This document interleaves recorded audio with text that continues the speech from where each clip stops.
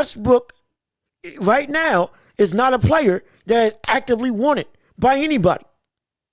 He ruined his stock, not only because of his play, but because per reports was giving coaches a tough time, gave Frank Vogel a tough time, and is unwilling to change his play style. I've said this before, and I'll say this again. He's ruining his own reputation. He's hurting his own career. He is shooting his greatness in the foot, and I hate it for him because he thinks he is what he was in the past, but he's not that player anymore. He's not the guy in OKC. He can't get to the rim anymore at an effective rate. He can't shoot. He can't defend. He can pass, sure, but he won't be a pure playmaker, even though he has that ability. He won't take a back seat to just looking for assists. Yeah, he says he wants his team to win, but then at the same time, you see interviews being brought up in the past of him saying, I got my triple-double, I'm good.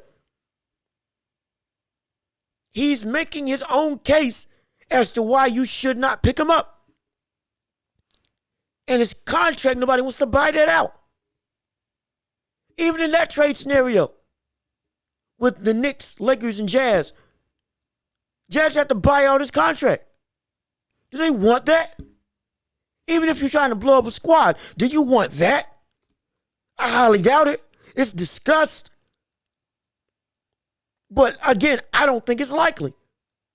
If it happens, I'll be shocked and Lakers fans will be up in joy. Lakers fans will be. That's what they'll be. This is what you'll hear Lakers fans doing. I'll be doing that because I won't have to watch Russell Westbrook try to adapt in a situation that he seemingly doesn't want to be.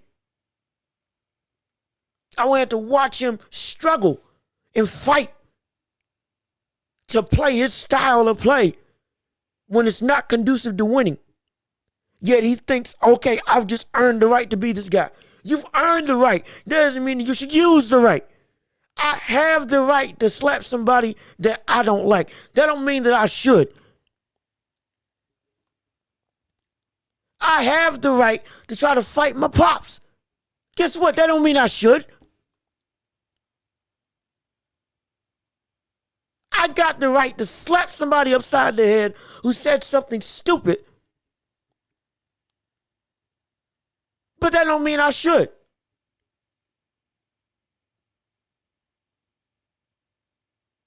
I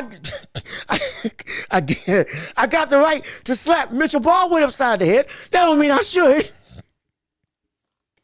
Again, it's all love, Mitch. It's all love. It's all love. Please, I can see it now. Next thing you're gonna know, you're gonna hear that, and then he's gonna bust through this door, and we gonna start scrapping. I'm sorry. There's no beef between us, please. No beef between Got Next and the Welch Report, please. It's all love. Just an example. But the point still stands. I got the right to do those things. That don't mean that I should. Because in the long run, it's detrimental. Westbrook, you're being detrimental to your own organization. You're being detrimental to your own franchise. You're being detrimental to your own legacy, your own cachet. I have vaunted you as being one of the best teammates a player can have. Because every other player has said that. But now, you're now being uncoachable from reports. Stubborn. You're being what Carmelo Anthony was years ago when he thought he was still a number one option. Nowhere close. That's why he almost got out the league, even though he had no business being out the league. That same thing could happen to you. That same thing could happen to you someday. As that one clip from The Simpsons, it can happen to you. Or rather, it will happen to you. It's going to happen to you. It's going to happen to you. Because guess what? The market is skewed for certain types of players. And right now, you are the absolute worst example of those players.